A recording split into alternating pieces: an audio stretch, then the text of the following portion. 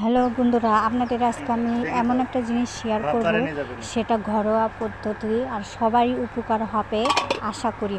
তো এইখানে আমি নিয়েছি কচি লেবু পাতা, তেজপাতা, মেথি, কালো জিরা, এইগুলো নিয়েছি।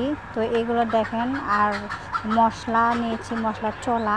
তো এইগুলা আপনারা নিয়ে এভাবে বলক তুলে চাল দিবেন, দিয়ে খালি পেটে সকালে খাবেন আর রাতে খাবেন।